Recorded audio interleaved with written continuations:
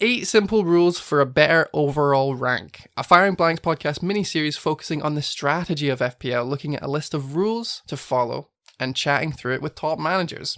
Today's episode, our special guest is the one and only FPL surgery host, FLAPJACK. How's it going, man? Yeah, good. What an introduction. Thank you. It's been too long since we spoke. I know. It's been ages since I made you do a really rubbish transfer in a deadline stream. Yeah, I know. I didn't know if I was going to get Bruno or Harvey Barnes and ended up with Perez. So, yeah, cheers, mate.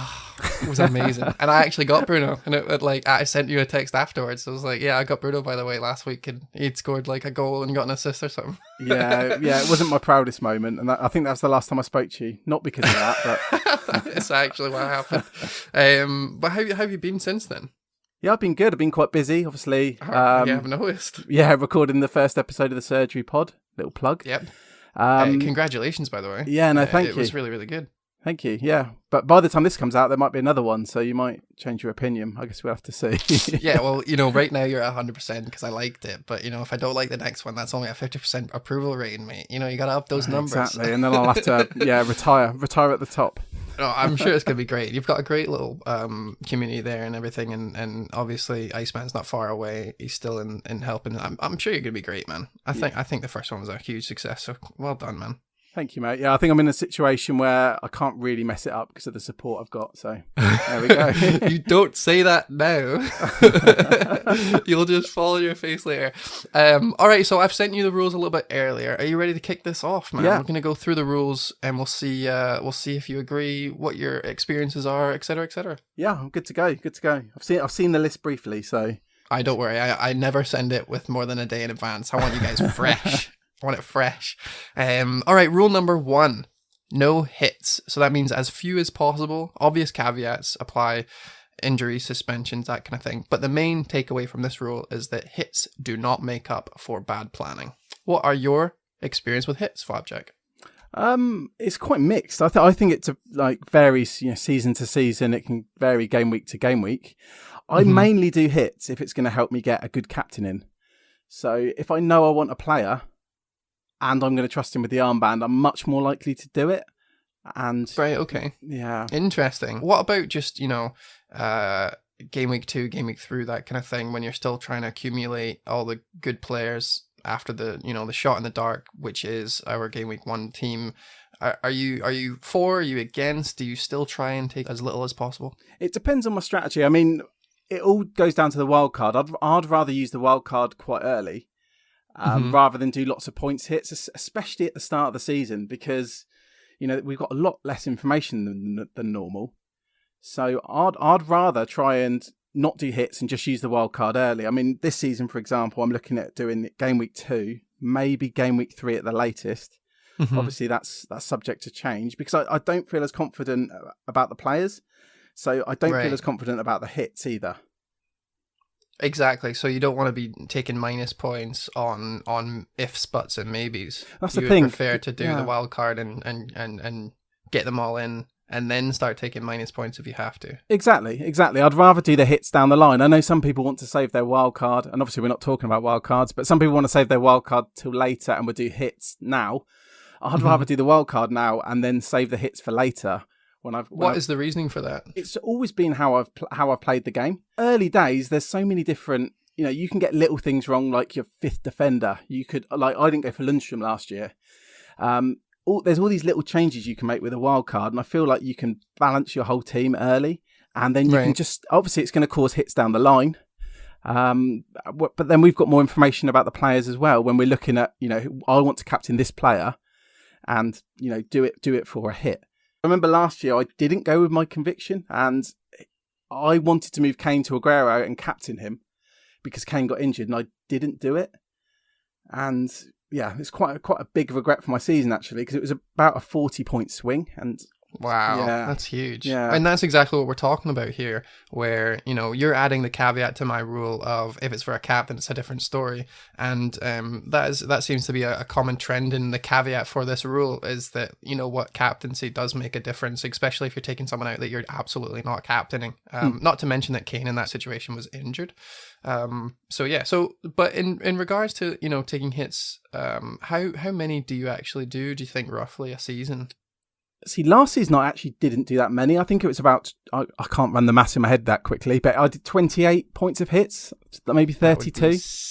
Yeah, 7, 8. 7, 8, yeah. And I feel like that's actually quite low for me. It's low. It's definitely low compared to me. I take way too many. That was like 80 points or something in my first season, and second season wasn't no Do you different. think it changes season to season though? Because I mean, looking at my captains last year, I was very boring and stuck with, I guess this gets onto a later one maybe, but I stuck with the same kind of captains, like the premium options. There wasn't many options to jump around to. Maybe Aguero was a good example because of that. But I feel like last season you could have stuck the armband on KDB the whole year. You could have stuck the armband on Salah the whole captain year. KDB, I do agree. So I don't think there were that many opportunities to do hits last year. Obviously, some people might disagree with me, but they probably play the game slightly different. Yeah, that coincides with your previous caveat of only really for captaincy. So do you ever do a mini wildcard, that kind of thing? I'm not that big on rolling transfers. I know it's like, it got quite glamorized, didn't it, a couple of years ago, where if you save 2 transfers and then you can do, a -4 for 3 new players. But I'm not very big on that. I find it makes the decisions more complicated because you can change so much stuff. More stuff to do. Yeah, and maybe that's a flaw on my part, but I just don't like it. I mean, I'll roll if I can, but I certainly don't do it, do it on purpose. I don't deliberately do these mini wildcards. I'm happy if I need to, for example, ahead of a double game week, a blank game week, I'm happy to do, quite a lot of hits then. Something, obviously, when lockdown happened, I was preparing for game week 31. That was the big blank, I think, where Watford, Burnley, teams like that were playing. And I was just doing a -4 almost every week ahead of that blank game week. Obviously, the pandemic then happened, the blank didn't happen, and it cost me quite a lot of points. But so those are, again, they're situations I like taking hits to prepare for something if I don't have the chip, for example, or I want to save the chip. And I know that you've been trying to think of ways to get rid of your chip. I know you did a weird thing last season. You're thinking of doing some weird stuff this season. So I guess that's kind of your strategy in of itself, would be to simplify the game, and that totally makes sense. Yeah, I think the chip strategy got quite stagnant, and everyone was doing the same thing. It just became a thing where we kept as many as we can till the end. And then we all did it. And then I think like more casual players caught on, like people in my work mini leagues suddenly realised, oh, hold on, Rich or whoever else, he's saved his transfers to the end and he's, shot up. So then I start trying to look for different ways to do things. And I'm not thinking it that I want to do something different, but I just get this idea in my head and I can't shake it. And so last year... You just tunnel visioned, I'm bench boosting game week 1 and that's it. You'll never change. Yeah, I just get these ideas in my head. And that's why before the prices came out, I didn't do any drafts because I get an idea in my head and it's really hard to shake it. Yeah. So you're in fear of your own tinkering. I like that. That's a new one. I'm scared to tinker because I hate the tunnel vision becomes me. It's true. I think it's part of maybe I'm quite stubborn. So once, I think so, Flappy. Yeah, I think so. But that's okay. That's good. It's obviously been working for you, man. So we're kind of in agreement that hits aren't the greatest, but you've got some wild caveats, and I like them. I like them. Right, rule number 2: have a core team with price points. So this is based on FF Scouts Joe. He was talking a lot about it in most preseasons, to be fair, about having a balanced price point in each position, and it means that you can easily navigate to any player in the game within 2 moves, and it's an assumption that your picks generally will need to be changed after game week 1 anyway, and it provides that flexibility that you might need. What is your experience with price points in your squads for game week 1? Yeah, see, I always wildcard quite early, so that, I guess that's my way of coping with it. I do get the idea of these price points, and I think it's it's brilliant. If you have the most expensive defender, midfielder, and striker, maybe not the goalkeeper, but I don't think anyone's suggesting that, you are going to be a lot more flexible when it comes to your transfers. I just prefer going down the wildcard route, and you don't have to worry about it too much. Well, in that case, that means that our game week 1 team would be your wildcard game week 3 team, if you know what I mean. So when you wildcard, do you then add price points? Do you have, an expensive defender, middle defender, a cheap defender? Do you do that throughout, or do you just go with the players? So I don't really agree that. I get what you're saying. I don't really agree. My game week 3 or my game week 2 wild card that going into game week 3 would be the same, because I think there'd be little tweaks. There'd be, these budget gems always come out at the start of the season. Oh, I don't mean that like it's going to be the same team. What I mean is structure-wise, like we have to think about price points if we're not going to be wildcarding early, because it's a longevity for our team and it's about flexibility. Whereas you don't need to worry about that because you're wildcarding, say, game week 2. But when it comes to game week 2 and you are wildcarding and you start building your team that needs to be selected for that longevity, that in there is similar to ours. So when you're setting up that, long haul team in game week 2 instead of game week 0, which we are at now, do you tend to then be more specific with your picking and your price points? Do you know what I mean? Yeah, to an extent. I mean, even with price points, you've got to get those price points right to stop yourself needing hits down the line. I mean, if you went for a premium striker, for example, and suddenly you don't there's no good premium strikers, you're still going to have to downgrade the striker and then use a transfer somewhere else to use the money. So I think you have to get very lucky to get the price points all correct, because if you went for Trent and Robertson, for example, then you've got two premium defenders. You're relying on the Liverpool defence being good, and the same with the strikers. If you go for 2 premium strikers, you're relying on the strikers being good. So I think there's a lot of luck. I get the idea. And you don't want to go like big at the back last year. I wouldn't go 5 premium defenders because that didn't work out. And it's hard to get off as well without a wild card or a massive hit, because it's about redistributing those funds. So and I think that's why the price points are kind of it's set up in such a way that you would only ever have 1 premium in each position, maybe 2 in the midfield, so that you didn't have to move funds around so much. For example, I have Trent, Tierney, and a bunch of 4.5s, and Tierney can become anyone really. He's quite close to the 6s like Docker. He's quite close to the 5s like Maitland-Niles, say he goes to Wolves or something. It means that I only have to really make 1 transfer in that position, as opposed to if I had a bunch of 4.5s and Trent, I would need to make a huge change in either midfield or a striker position. So I think that's the key takeaway from the price points. But I'm getting the sense that you don't even pay attention to that whatsoever. You just see how much you can spend on a player and move on. I don't ignore it. It's just it's difficult, isn't it? Because even if with your example of Tierney, you downgrade Tierney to someone, say a 4.5 or a 4 million that appears, you've still got quite a bit of money stuck in the bank, and then there's always that temptation to spend that money. So it ultimately it does end up using 2 transfers, whether or not you do a hit or not. So I just think it's very true, hard. Actually, that's a good point. That you're going to want to spend the money. So even if you do downgrade a lot, then it's going to end up going somewhere else anyway. Yeah, unless you're happy to sit with a lot of money in the bank. So I guess it depends on the person doing it. I just think it's not a bad idea. It is a good idea, but. Not for you. No, I don't think it is. But I won't go for anything crazy. I won't go, 5 heavy hitting midfielders, and then, I won't concentrate all my money into one position. Still sensible. Still sensible with it. Ahead of wildcard, you could though. That's the thing, right? We need to caveat with that. But we're 2 rules in, and we're having really in-depth discussions. I really like it. It might be a little bit of a longer episode, but I'm cool with that if you are. Yes. Right, we'll move on. Rule number 3, simple captain choices. I know you mentioned it a little bit earlier, but it's basically the exact same thing. No outside the box captains, stick to premiums, go with a majority unless, there's a bunch of different options available for that 1 week. Your captaincy, you said that you were a bit boring last season. I was very boring, apart from one. So I had Salah, Sterling, and Kane. I captained them a lot. I think they were nearly 10 times or more each. Right. So I concentrated on them. How did you do in the end? I finished 21,000, I think it was in the end. What was your captaincy points at the end of the season? It was high. I think I didn't see many higher on Twitter, actually.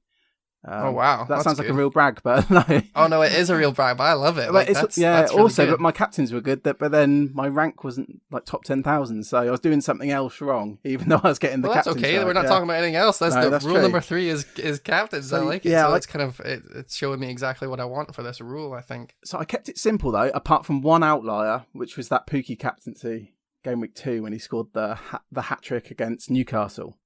Oh yes, Yeah. It was all downhill from there, though. Yeah, no, it was, but that I bet. that was just an outlier. Generally, I stuck to the premium assets.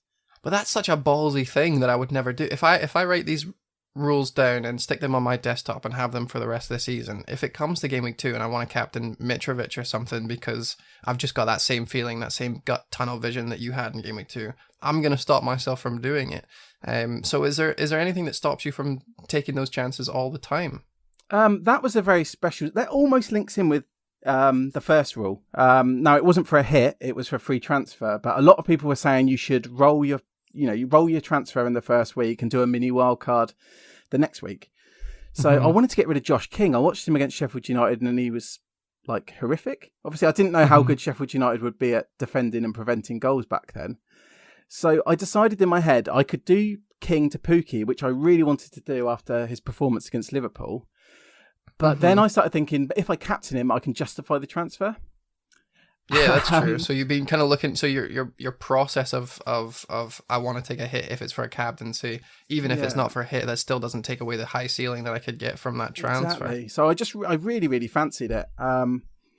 But that was an outlier. Most of my other moves, like I mentioned, I didn't do Kane to Aguero captain. That was a bottle job, really. Like I had the money. That wasn't even for a hit. And swings and roundabouts. Yeah, it's just when you lose out on a 40-point haul, because of that, it's quite a tough. It stays with you, Flapjack. Well, I think it does, because even at the end of the season, I was like I say, I was 21k, and I was thinking, if I got that 40 points more, I would have. Yeah, you start looking at what would have. Would you have been in top 10k? Did you look at it? Easily, because he scored the week after such a as well. gutter. Yeah. I would never look. In the last game week of the season, I was like 190. It was my worst ever start of the season. I think it was 3 millionth in game week 3. I remember, mate. But I'd finally got myself into like a decent position, 190k. Game week 38 comes along, and I'm like, right, I'm taking every single highly owned player at my team. I'm just going to go full differential. Either I stay near 190k, go up a wee bit, or I go right down. And I went from 195k to 194k in the end because, KDB had a wonderful game. Bruno scored, Mane scored, Salah got an assist or whatever. So there was a lot of big players that went well.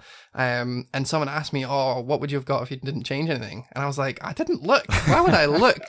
There was no way I'm looking because it doesn't matter about the outcome. It's the decision, it's the process, it's the thought process that actually counts. I'm never ever going to look. And hopefully no one listening to this does it. It does the math and sends me it because I don't want to know. Yeah, I'm sure someone will look into that now. But yeah, it's sound logic. It's just sometimes these little things get in your head and I remember them, like mistakes I've made. And yeah.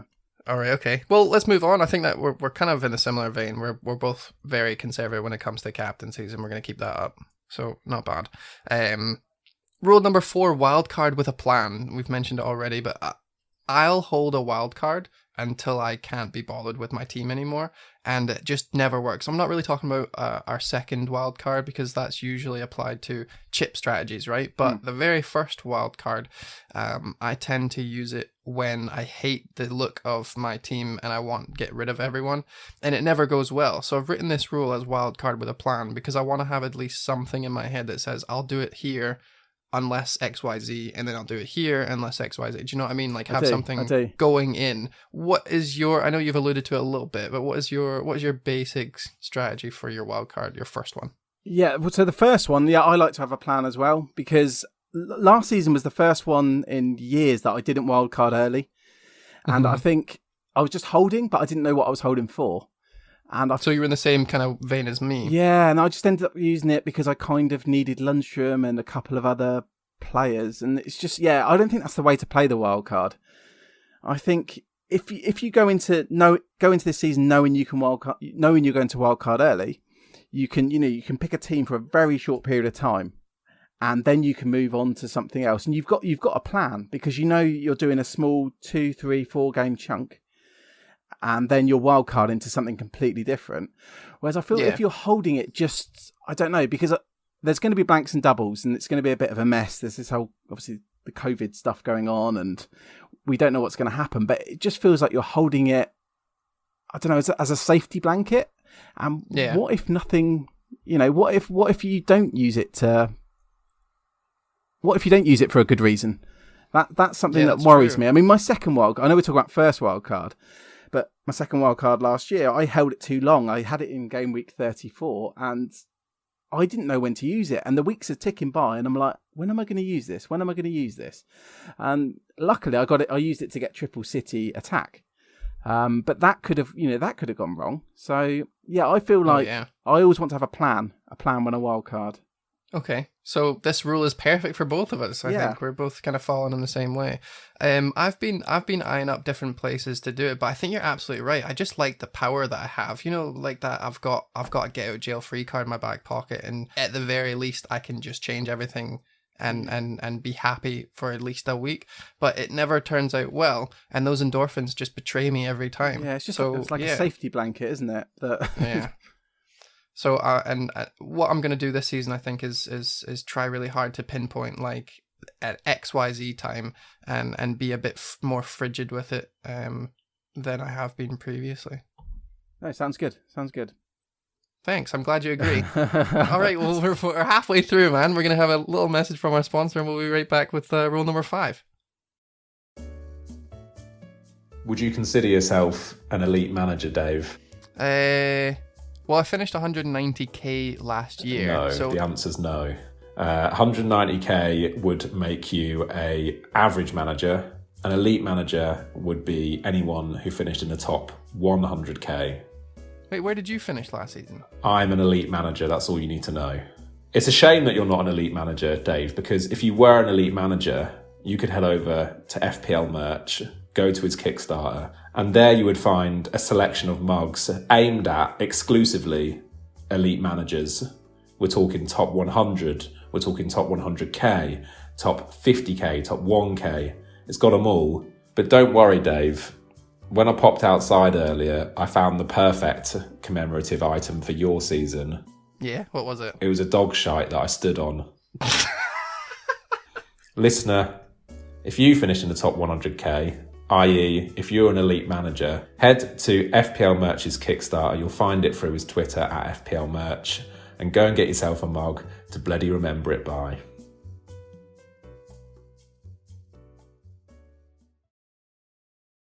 All right, rule number 5. Very similar to rule number 2, Flapjack, but it's template team to start. And what I mean by that is I want my core team to also be made up of players that are tried and tested in the Premier League, plus differentials that are also tried and tested in the Premier League. I don't want to get anyone who is new or is a big maybe or hasn't really done it in the past but is looking like he'll do it this season. I don't want none of that. I just kind of want very, very straightforward, these players will do well. What are your differentials like when you're doing either your Game Week 1 team or your wildcards? I always like to have a couple of differentials. The only one because I've not been tinkering that much, like I said. Now, the only one I've got at the moment's Werner, and he's probably not really a differential, but he is new to the league. So, I mean, it's a 39%. It's kind of similar vein as what I would say Bruno. Like, I still didn't bring Bruno in before he kicked the ball. Although I know a few people who did and prospered, but at the same time, like I know a lot of people who had Pepe in Game Week 1 last season. Do you know what I mean? So it's hard for me to justify grabbing them, but I would say he's on like the very high end of like differential. I would say that he's probably going to start and do very well. But I'm talking about, the real gutter players that, you're picking Mopai just because Brighton have 3 really good fixtures, even though he didn't really do that well compared to other 6.5 million. Do you know what I mean? Like that kind of player. Do you ever do that? Do you ever go for like? Do you know what? It's funny you mentioned that because I did have Mopai in my first draft, even though he stunk my team up last year. But he's cheap, so yeah. Are you a Brighton fan, mate? I'm not a Brighton fan, no. Okay, so right, luckily, just checking. I don't know why I said luckily. I apologise to any Brighton. Unlucky Brighton fans. Flapjack hates you. I support Reading, so what can I say? Oh yeah, that's true. Oh, unlucky. So in terms of your teams, then, do you tend to have a pretty straightforward cut between swords and shields, to use a crude term? Do you have a split that you're kind of used to doing? Probably because I'm actually thinking about it more. Because I wildcard early, generally, I do probably go a bit safer than normal, in the first week. Like, I know I don't desperately want Aubameyang, even though he's playing Fulham. However, a lot of people are going to have him, so I'm probably going to squeeze him in. Because what I don't want to do, I don't want to get a first game week rank of like 6 million, and then it's all uphill from there. I do think a good start's important. So yeah, I probably don't go that crazy in the first week, but by the time I wildcard, which I'm hoping is going to be quite early, I probably will then start chucking in the differentials. A bit like Pookie last year, we might get someone this year. Because last year we had Mount, KDB, and Pookie quite early doors. They were all huge differentials. Yep. But game week 1, I probably do go quite safe, so I do like that one, mate. Excellent. So you kind of caveat that with, but I'm also going to be using my wild card, and that's when I'm going to bring people in. And to be honest, that's exactly why I wrote that rule, because the last little bit I've got in that I've written down is waiting a few weeks to see who is actually nailed and who is those key differentials that I want to bring in. So it sounds like we're on the exact same page there. Yeah, I could understand if someone like Eze's just signed for Palace literally about an hour ago, and he's 6 million. Yeah. I could understand if someone chucked him in. I mean, Palace don't score many goals, and maybe Zaha's leaving. However, that kind of punt, I don't mind. He did well in the Championship last year, and he probably will be a differential. But I wouldn't go much further than that. It would have to be a cheap differential. Right. Okay. Something that you're not putting too much weight into. See, that's the exact opposite of me, because I did that, but like 4 or 5 players game week 1 as opposed to just one. So I think there is a case of just, be conscientious about how much risk you're putting in your team. And it sounds to me like you are playing quite safe, but also if you've got one punt and it is someone like Etsy, then go for it. But you're not saying like, I like that type of punt, and if you have 5 of them, then, I like all of them. Yeah, I wouldn't go crazy with it. But then again, what is a punt? Because thinking about it now, Harry Kane, for example. Oh, yes, here we go. What is a punt? I love it. he's 16% owned. So it probably is a differential. And probably when I was talking about captains, I said I captained Kane 10 times. He was low owned, like 3% owned some of the time. So I guess it also depends on what you mean by differential. I guess I'm saying I wouldn't go for someone like really crazy, like, I don't know, Jordan Ayew. That's the first name that springs to mind. That's the level I'm talking about. Like, just utter filth that you wouldn't ever think to dream of supporting or betting money on. But then, for whatever reason, there's a voice in the back of your head saying, yeah, but VAR is coming in this season, which is exactly what happened to me last season. And it meant that I had Murray in my team game week 1. Do you know what I mean? That type of stuff I've got to really cut out of my game. Yeah, Milivojevic. Stuff like that. Yes, exactly. All that rubbish. All right, so we're on the same page as that. I'm going to move swiftly on. Here's an easy one that I've chucked in here. Minimal goalkeeper transfers, rule number 6. Goalkeepers are for the long haul. Change them on your wild card and nothing else. Don't even look at them, even if you've got a transfer to burn. And any goalkeepers that you are bringing in, you need to be looking at for 10 game weeks or more at the very least. I agree. I mean, I don't change my goalkeeper unless... I can't even think of an example. If there's a double game week, for example, I might change goalkeepers, but that's about it, really. I mean, for every Pope, a lot of people jump to get Pope because he was in amazing form. You get someone like Guaita. Do you remember him? He was getting double digits every week and then became pretty horrendous. Yeah, he was doing really well for a little bit. I don't like using transfers on goalies. It would have to be a double game week. Otherwise, I try and keep it to a wild card. Yeah, perfect. Easy peasy. Yeah. Moving on. Am I agreeing too much? No. I mean, we had a great first half of difficult discussion, I would say, or differentiating discussion, and then this one's it's more straightforward, I think. So I'm glad that we're on the same page for at least half of these. Makes me feel good. Number 7, no team bias. So this is something that you might not have difficulty with being a Reading fan, and I definitely don't have difficulty with being a Celtic fan. But there are a bunch of managers out there that can't seem to shake that I hate X team, so I'm not bringing them in, even though I should. So it is difficult in practice if you are a diehard fan. So what would you say to someone who is struggling with that kind of thing? I mean, there's that guy that won it, wasn't there? Everyone keeps bringing this guy up. Have you seen his ranks every other season that he did? I have, yeah, but he still won it. So yeah, no. I don't know, because like you say, I haven't got any biases because I support Reading. So that I think it does help, and this is a really hard one to answer as someone who's completely unbiased. Exactly. I feel that's like why it I'm helps asking me. other people, It I does have help, no idea. Yeah. It does help me that, I'm not biased at all. I really do think it does, because I don't care who wins the Premier League. I don't really care who gets relegated. Like, obviously, some teams getting relegated can be quite funny, but I just I just don't have that bias. See you later, Bournemouth. Oh my goodness, we're gonna get so much hate this episode. I know. I was going to use an example then, but I won't actually. Please do. I promise. I was just going to say, when Chelsea were like, do you remember they were struggling? I was thinking, this would be amusing if they if they go down. But I'm so glad they didn't, because they've spent like 300 million this season or something ridiculous. I love it. That's the best part. But you're absolutely right. It's kind of like a little FPL superpower, isn't it? To be able to not have to worry about bias. If you were talking to someone who was obviously biased, how would you try and convince them? I guess I'd question how, if they really want to do well in FPL, I think you've got to get rid of that bias. I mean, they can have advantages as well, because you know your team better than anyone. So if someone's not playing well, so the one year that Reading were in the Premier League while I was playing FPL, I think it was Ian Hart was taking penalties and Shawry was taking penalties, and these little inside bits. I mean, I guess that's not that hidden from the community, but you study that team so much more, you watch that team so much more. So I guess try and turn it into an advantage. Try not to be biased. If someone can't not be biased, I mean, sorry. I'm sorry. Yes, I'm sorry for your loss. Seek help. Help. Yeah. Fair play. It's all good. You're right. It is a very difficult question to answer, especially if you've not been in that position. But I think that we've pretty much covered the basics of it, which is, try not to, but if you really can't, then just be happy in the knowledge that your overall rank probably isn't going to be exceptional unless you luck out.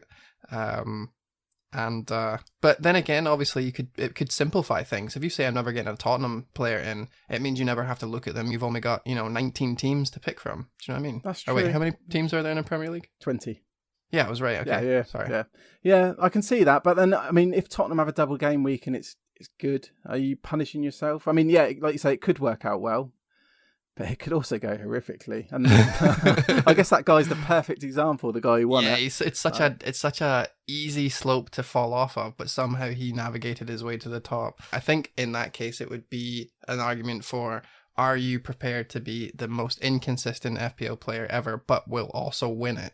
Or would you rather be, top 1,000 10 times? Yeah, because he's playing a simpler game, I guess. If he's only playing, like you say, with the 19 teams. So. Yeah. Well, one for other people to ponder. Maybe you guys listening have another decision. I'm the worst person to ask. But I did have bias when Reading were in the league, but I just got lucky with cheaper players. Yeah, fair play. All right, well, we'll move on then to the last rule. Flapjack, time flies. Rule number 8, no mini league focus. So this is kind of a last ditch rule that I threw in there because some people need to hear it, in my opinion. No mini league focus. When I'm playing workmates who know nothing about FPL really, and they're all asking me what I'm doing next and what I'm going to be doing and what my strategy is and what do I think of this player and all that, like it totally throws their whole game off because they try and incorporate what I'm doing. And I always wipe the floor with people who are like that. Whereas the people who I don't talk to at work, they are always, they do well because they're not really focused on my team too much. So do you have trouble with mini leagues at all? Not anymore. So when I first started playing, all I cared about was my mini leagues. Mm-hmm. It was my only focus, and actually it was my best season was my first one. But interesting. And I used to have one of my main mini league rivals who used to live in the flat above me. So it was. Did you just put it on the Wi-Fi, like when everyone starts like join my mini league, and then everyone in the building could like, oh yeah, you know what? That's a good idea. No, I just happened to know him. Oh, okay, fair but play. that would have been a good idea, like recruiting people through the Wi-Fi network. Yeah, go for it. But- If you live in student accommodation or something. But that was quite an intense rivalry, and I didn't concentrate on overall rank and still did okay. Right. But I know some people that they use all their, like, towards the end of the season, they start doing moves to catch their rivals. Mm-hmm. And I guess it depends on your aim, really, doesn't it? I mean, if your aim is overall rank, which I think that's always my aim now, whereas it didn't used to be. Uh-huh. If you're aiming for overall rank, then you've got to try and ignore those mini leagues. Yeah. Or at least until the very end, maybe game week 37, 38. Yeah, that's but a good caveat. yeah. That's a very common caveat, that if you're at the very last game week and your rank is probably not going to change a huge chunk, but you can still catch someone, or you can still try and keep your distance from someone underneath you, then it's a good idea to maybe have a wee look. I absolutely agree. But for the most part, I think you're in agreement that, you either need to, well, in your experience, because you said your very first one is probably your best rank, and you were only focusing on your mini league, it might be a case then that we could add a caveat of being, unless you want to win your mini league, in which case you probably shouldn't focus on your overall rank. You should probably just focus on one or the other and simplify it. There's a lot of caveats, aren't there? But yeah. Well, that's why we're here, baby. Yeah, no, I agree. I mean, some people, a lot of the community, I mean, the whole reason I started playing this game was to beat mini league rivals, for bragging rights. So if that's your aim, don't worry about overall rank. I think, sometimes just beating that person, your rival has a captain fail and yours gets a hat trick. I mean, that's the best feeling. Especially when you text them immediately after. You text them immediately after being like, yes, get it round you. Exactly, mate. I mean, I remember this guy putting under my car windscreen like pictures of players who'd scored well, and like, yeah. No wonder it was a fierce rivalry with a prankster like that. I love that. And I'm still thinking about that Wi-Fi. You could absolutely hack it, change his password to the player that absolutely outscored him a belter one week and stuff. So he's got to type his name in every single day. It's a shame we moved house. Because that was fun. I'm sad you moved house as well. I want to hear more stories from this. That's so funny.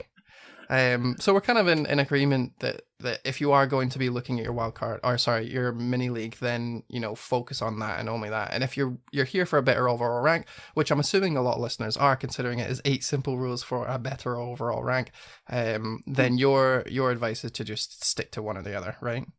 If they're going for the overall rank, like you say, it's the name of the pod. I think you've just got to try and ignore that as long as possible. I mean, certainly not in the first 30 odd weeks, anyway. Yeah, perfect. I like that. I like that as a definite. First 30, don't even look. All right, that's all 8. Thank you so much for being here. I have one last question for you. Is there any rule here that I've missed out? Oh, you sprung that on me. Do you know what? I only had... So the General had a pod at the end of last season where he wrote down his list, didn't he, of all his rules. Mm-hmm. I listened to that one, and then I started trying to write a list, and I only had one. So Wow. my rule was that I was going to captain Trent Alexander-Arnold last season 5 times. Wow. That was your rule. Yeah. You made that a rule. I made that a rule, and I did it once. And how did you feel? I feel like I let myself down. I feel like you left yourself down. You only had one rule down. and you couldn't follow it. My only rule. Well, I did it. I remember I did it. I was at Reading against Brentford. I went to Brentford, and I remember it as clear as day. I captained Trent, and the clean sheet went. And then I found out that Vardy missed a penalty, who everyone had captained, and then it got retaken and he scored. Oh, that's like gutter. It was just... Yeah, stuff like that. It was in my head, and I was like, I can't do this. And I kept planning to captain Trent again. It just didn't happen. Maybe the rule that we should add for your episode should be follow your rules, or don't set them if you don't think you can. Yeah, I think I just shouldn't have set the rule. I don't think I've got the discipline like someone like the General's got.